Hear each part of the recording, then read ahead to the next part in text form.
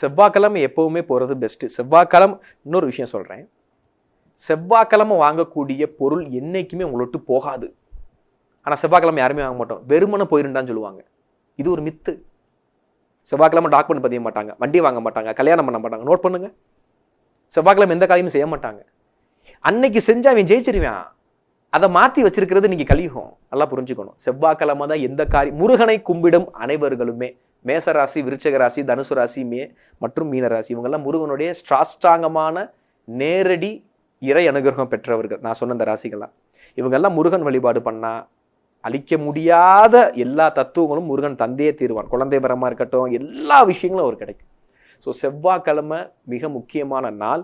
எல்லாரும் செவ்வாய்க்கிழமை வாங்குவது சால சிறந்து. எஸ்பெஷலி நான் சொன்ன இந்த ராசி. ஆனால் ஜாதகம் பார்த்துட்டு செவ்வாய்க்கிழமை உங்களுக்கு உகந்ததான்னு பார்த்துட்டு செய்கிறது நல்லது.